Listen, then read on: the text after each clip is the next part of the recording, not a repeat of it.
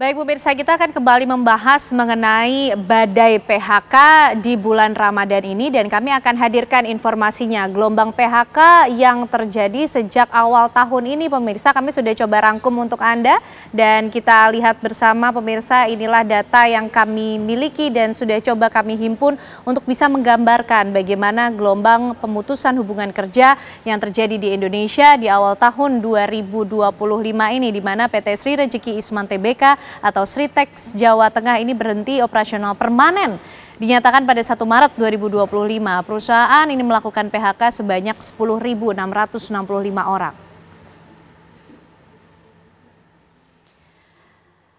Dan tidak hanya PT Sritex pemirsa, PT Yamaha Musik Indonesia Cibitung Bekasi ini juga melakukan PHK terhadap 1.100 karyawannya di awal tahun 2025.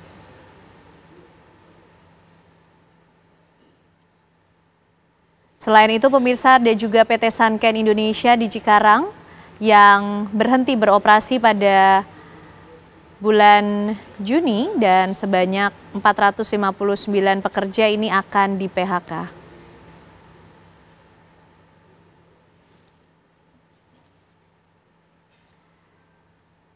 Ada pula PT Danbi Internasional di Garut, Jawa Barat pemirsa yang dinyatakan pilot pada 10 Februari 2025.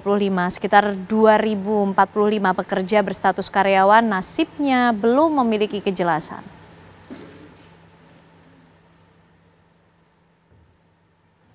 Ya, itulah pemirsa sejumlah perusahaan di industri padat karya yang kemudian sudah harus menghadapi kenyataan yang pahit tentunya dan akhirnya mengambil keputusan untuk melakukan PHK terhadap karyawannya. Kita juga ingin tahu bagaimana cerita yang dialami oleh karyawan dari PT Sritex Indonesia. Kami akan ajak Anda berbincang dengan Pak Slamet Kaswanto, Koordinator Serikat Buruh Sritex Group. Selamat malam Pak Slamet. Selamat malam Mbak. Oke, Pak Slamet, tentunya pertama-tama kami turut prihatin atas apa yang kemudian harus dihadapi oleh Pak Slamet dan juga karyawan lainnya di PT Sritex Indonesia. Tapi Pak Slamet kalau boleh berbagi cerita, sebetulnya bagaimana kondisinya di terakhir-terakhir waktu Bapak dan juga karyawan lainnya masih bergabung di PT Sritex? Apa yang disampaikan oleh pimpinan di sana mengenai kondisi perusahaan? Ya, jadi sejak diputus pilot itu sampai dengan hari terakhir itu kan sebetulnya masih ada operasional ya. Jadi sejak diputus PHK oleh kurator tanggal 26 melayangkan surat PHK itu sebetulnya kondisi di perusahaan Sritex itu sendiri dalam keadaan yang masih berproduksi.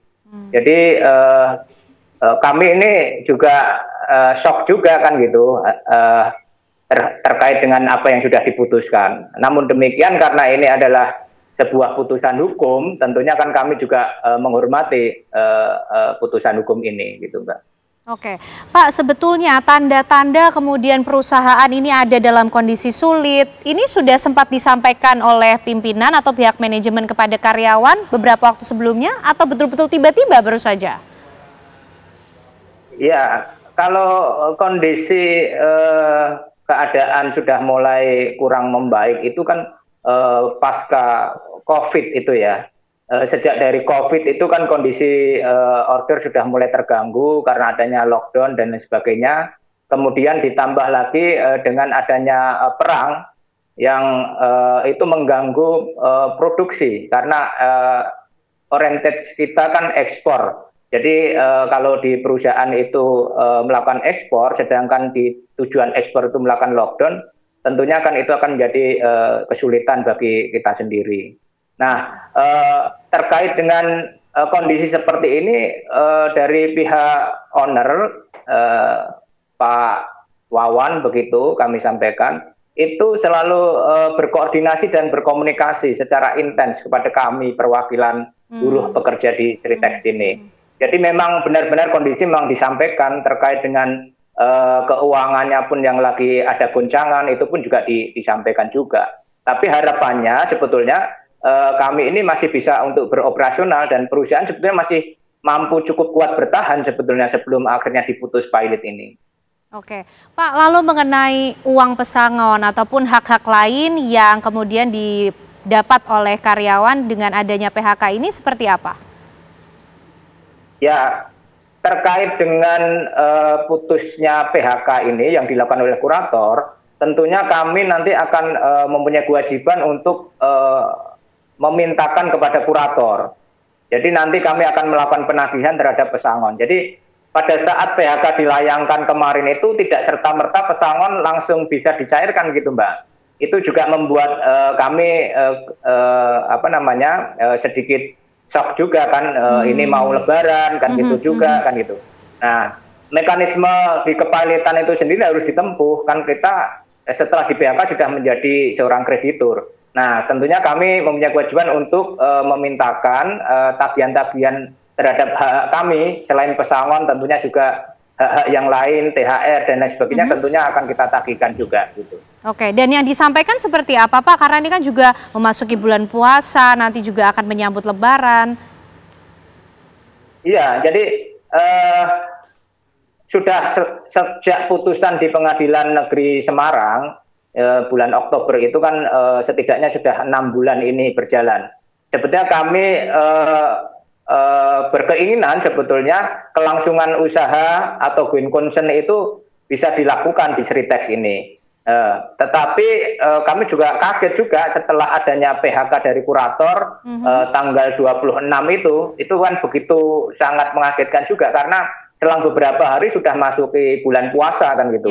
Nah itu menjadi mimpi buruk juga karena itu kan yang diharapkan pada saat buruh mendekati puasa itu salah satunya adalah diterimanya uang THR untuk sebagai bekal mereka menjalankan hari rayanya mereka. Oke, baik. Pak Wamen, ini kemudian keprihatinan, mungkin beban tidak hanya selesai dengan adanya putusan PHK kepada para karyawan Sritex, tapi juga mereka masih dihantui kekhawatiran yang tadi disampaikan oleh Pak Slamet, Pak Wamen, dan ini tidak hanya terjadi di PT Sritex, ada perusahaan di industri padat karya yang lain. Seperti apa lalu kemudian pemerintah mencoba mengambil peran, Pak, untuk mengatasi kekhawatiran ini?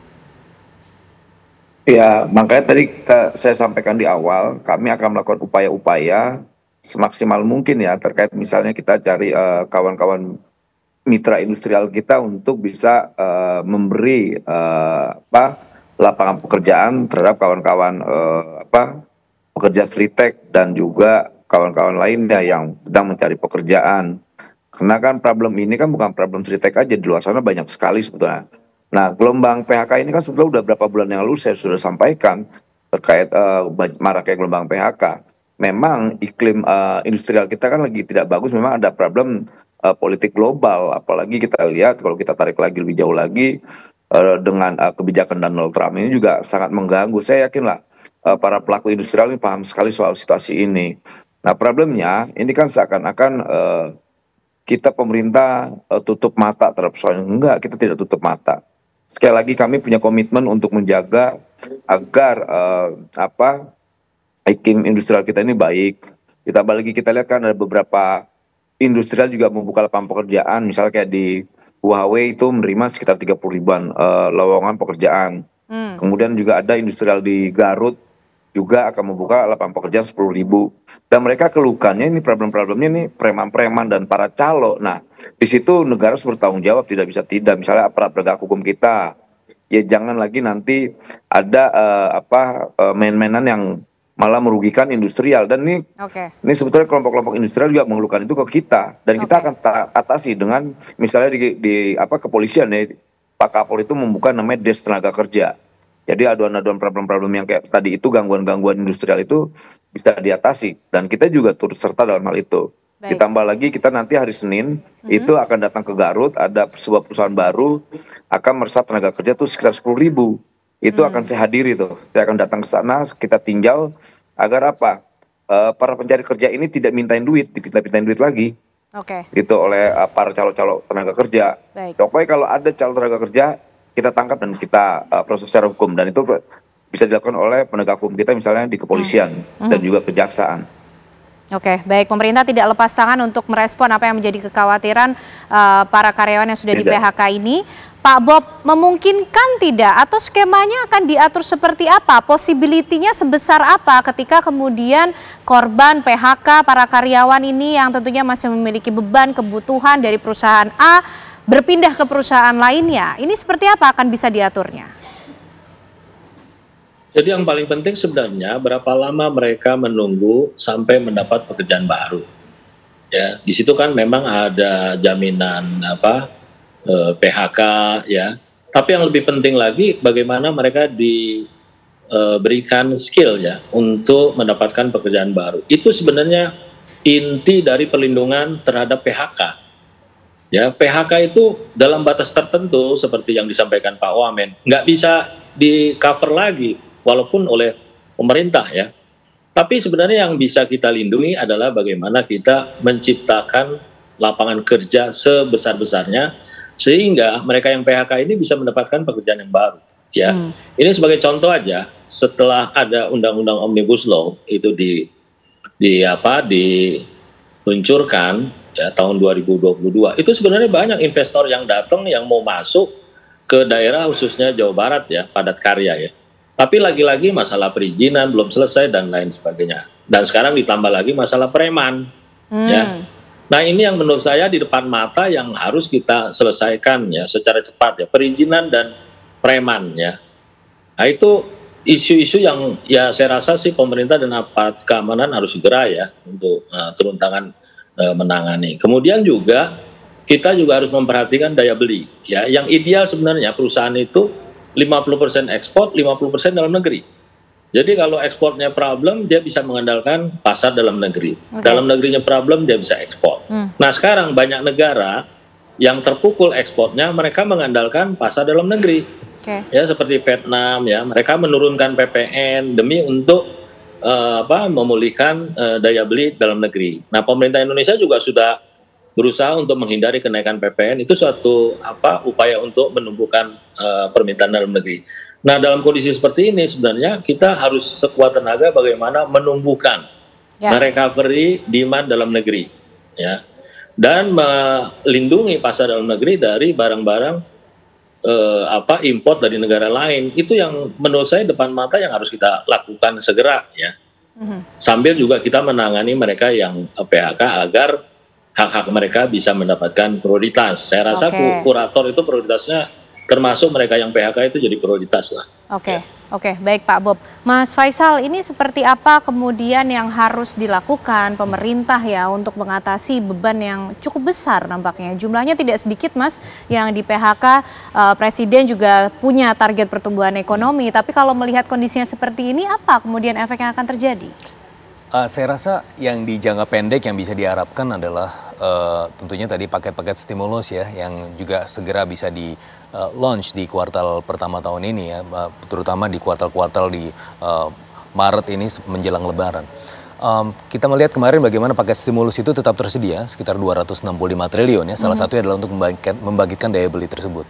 Cuma memang membangkitkan daya beli itu tidak mudah ya, tidak seperti membalikkan telapak tangan, karena kalau kita lihat sepanjang tahun 2024 pertumbuhan dari konsumsi itu cuma 4,94%, bahkan di bawah pertumbuhan ekonomi, dan ini adalah permasalahan struktural yang memang harus kita lihat.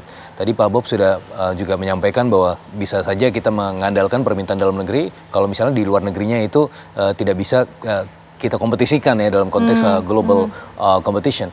Tapi masalahnya ya ada 9,5 juta orang dari middle class dari tahun 2019 ke tahun 2024 yang anjlok, dia masuk ke kategori aspiring middle class. Jadi income masyarakat berkurang, demand dalam negeri juga sebenarnya tidak terlalu baik ya, sehingga sebenarnya ini lebih ke permasalahan struktural. Nah, tadi memang ada Pak Noel juga sempat menyampaikan ini bisa pindah ke industri yang lain.